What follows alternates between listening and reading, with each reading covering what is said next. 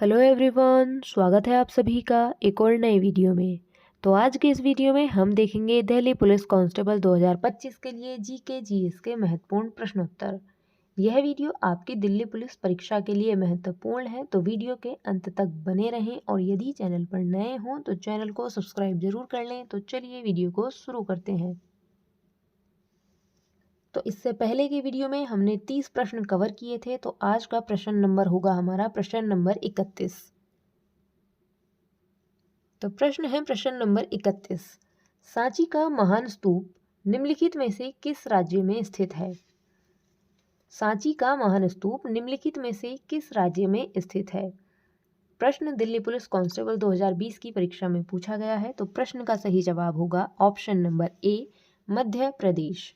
Option number A Madhya Pradesh में स्थित है। अगला प्रश्न है प्रश्न नंबर 32। सिकंदर के सेनापति जिसे सिकंदर की मृत्यु के पश्चात चंद्रगुप्त मौर्य ने हराया था, का नाम था?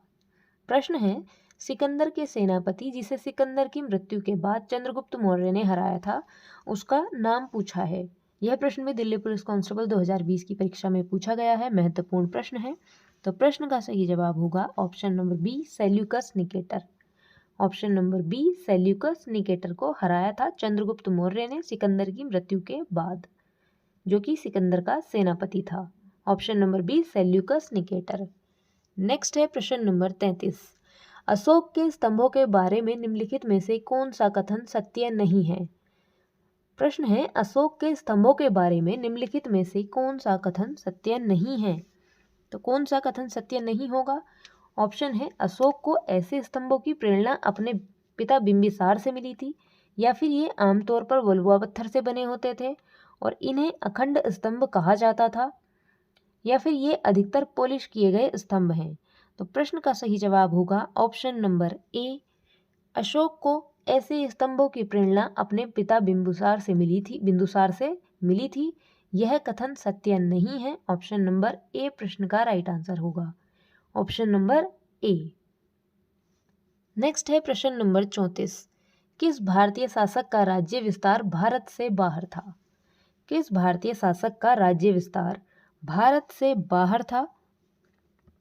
तो चंद्रगुप्त मौर्य और कनिष्क दोनों का राज्य विस्तार भारत से बाहर था। Option number C, Chandragupta Maurya और कनिष्क दोनों।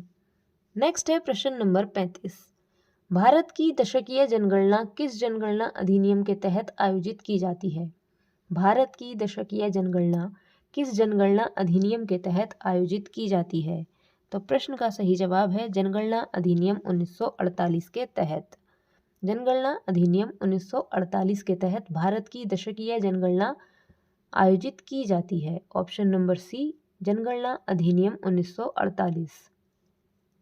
नेक्स्ट है प्रश्न नंबर 36। जूनागढ़ शिलालेख निम्नलिखित शासकों में से किसका है? जूनागढ़ शिलालेख निम्नलिखित शासकों में से किसका है? तो प्रश्न का सही जवाब है ऑप्शन नंबर सी, रुद्रदामन प्रथम का। ऑप्शन नंबर सी, रुद्रदामन प्रथम का है जूनागढ़ शिलालेख। नेक्स्ट है प्रश्न नंबर 37। गौतमी पुत्र सातकर्णी निम्नलिखित में से किस राजवंश से संबंधित थे? गौतमी पुत्र सातकर्णी निम्नलिखित में से किस राजवंश से संबंधित थे? तो सातवाहन वंश से संबंधित थे Gautamiputra Satakarni. Option number B, Satavahana राजवंश से संबंधित थे गौतमी पुत्र सातकर्णी। नेक्स्ट है प्रश्न नंबर 38। बुद्ध चरित के लेखक अश्वघोष किस कुषाण राजा के दरबार के दार्शनिक थे? बुद्ध चरित के लेखक अश्वघोष किस कुषाण राजा के दरबार में दार्शनिक थे? तो कनिष्क प्रथम के दरबार में दार्शनिक थे बुद्ध चरित के लेखक अश्वघोष। Option number A. नेक्स्ट है प्रश्न नंबर 39। राजा कनिष्क किस भारतीय राजवंश के प्रसिद्ध शासक थे? राजा कनिष्क किस भारतीय राजवंश के प्रसिद्ध शासक थे? तो प्रश्न का सही जवाब है कुषाण के। ऑप्शन नंबर बी, कुषाण के राजा कनिष्क भारतीय राजवंश के किस भारतीय राजवंश के प्रसिद्ध शासक थे? तो कुषाण राजवंश के प्रसिद्ध शासक थे राजा Kanishka. Option number B. Next है प्रश्न नंबर 40। लिच्छवी राजकुमारी कुमार देवी का विवाह निम्नलिखित गुप्त राजाओं में से किससे हुआ था? लिच्छवी राजकुमारी कुमार देवी का विवाह किस गुप्त राजाओं में से हुआ था? तो प्रश्न का सही जवाब है चंद्रगुप्त प्रथम से, ऑप्शन नंबर ए। नेक्स्ट है प्रश्न नंबर 41। डैश राजा समुद्रगुप्त के दरबार में कवि और मंत्री थे। डैश राजा समुद्रगुप्त के दरबार में एक कवि और मंत्री थे। तो प्रश्न का सही जवाब है ऑप्शन नंबर ए। हरिसेन राजा समुद्रगुप्त के दरबार में एक कवि और मंत्री थे। किसके दरबार में?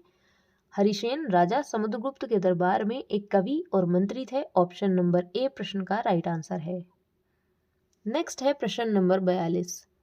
गुप्त काल का एक मंदिर भीतरगांव नामक स्थान पर स्थित है और इस मंदिर को छत और ऊंचे शिखर वाला सबसे पुराना बचा हुआ टेराकोटा हिंदू मंदिर माना जाता है। यह स्थान निम्न स्थानों पर स्थित है। तो प्रश्न का सही जवाब है ऑप्शन नंबर सी, उत्तर प्रदेश।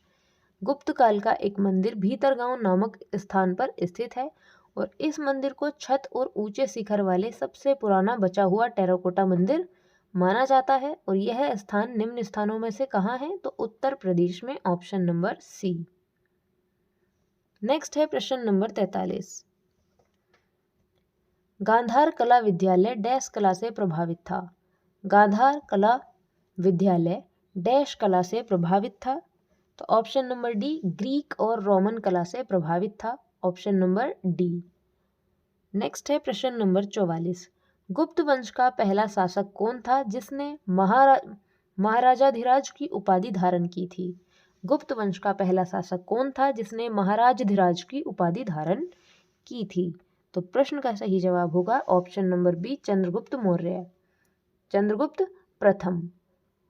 चंद्रगुप्त प्रथम ने महाराजाधिराज की उपाधि धारण की थी। ऑप्शन नंबर बी प्रश्न का राइट आंसर है। नेक्स्ट है प्रश्न नंबर 45। नालंदा महाविहार की स्थापना किसने की? नालंदा महाविहार की स्थापना की थी स्कंदगुप्त ने। Option number C, option number C. Next है प्रश्न नंबर 46। प्राचीन भारत में वाकटक राजवंश का संस्थापक कौन था? प्राचीन भारत में वाकटक राजवंश का संस्थापक कौन था? तो प्रश्न का राइट आंसर है option number B, Vindhyashakti. Option number B, Vindhyashakti था वाकटक राजवंश का संस्थापक। Option number B. नेक्स्ट है प्रश्न नंबर 47। निम्नलिखित में से कौन सुंग वंश का संस्थापक था? निम्नलिखित में से कौन सुंग वंश का संस्थापक था? तो ऑप्शन नंबर डी, पुष्यमित्र सुंग वंश का संस्थापक था। ऑप्शन नंबर डी, पुष्यमित्र सुंग वंश का संस्थापक था।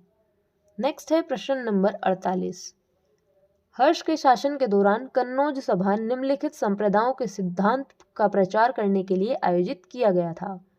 हर्ष के शासन के दौरान कन्नौज सभा निम्नलिखित संप्रदायों के सिद्धांतों का प्रचार करने के लिए आयोजित किया गया था। तो प्रश्न का सही जवाब है ऑप्शन नंबर सी, श्वेतांबर का। नेक्स्ट है प्रश्न नंबर 49। निम्नलिखित में से किसने 1192 में तराइन के दूसरे युद्ध में पृथ्वीराज चौहान को हराया था? किसने 1192 में तराइन के दूसरे युद्ध में पृथ्वीराज चौहान को हराया था? तो प्रश्न का राइट आंसर है option number D, Mohammad Ibn Suri ने।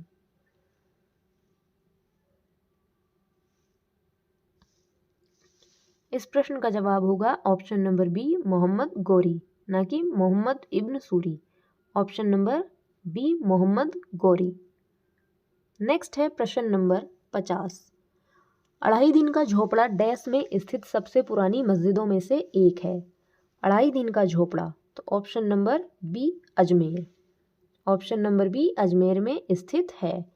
नेक्स्ट है प्रश्न नंबर 51। सल्तनत काल 1206 से 1526 के दौरान कितने राजवंशों ने दिल्ली पर शासन किया? 1206 से 1225 के दौरान कितने राजवंशों ने दिल्ली पर शासन किया? तो ऑप्शन नंबर सी, 5 राजवंशों ने। Option number C. नेक्स्ट है प्रश्न नंबर 52। दिल्ली के हौज खास क्षेत्र में चार मीनार द्वारा बनवाई गई थी।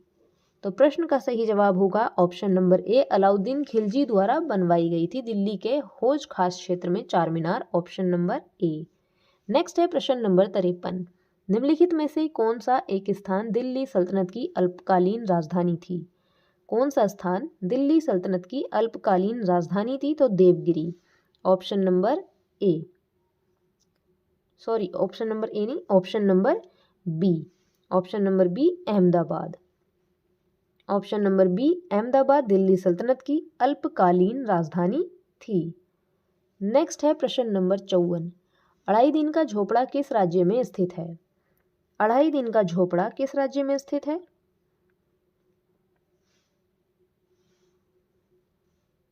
ऑप्शन है उत्तर प्रदेश, महाराष्ट्र, राजस्थान या फिर मध्य प्रदेश। नेक्स्ट है प्रश्न नंबर 55। दिल्ली के किस सुल्तान ने कुछ कुछ बाज की कागजी मुद्रा की तरह टोकन मुद्रा चलाई थी? ऑप्शन है अलाउद्दीन खिलजी, गयासुद्दीन तुगलक, मोहम्मद बिन तुगलक या फिर बहशूल लोदी।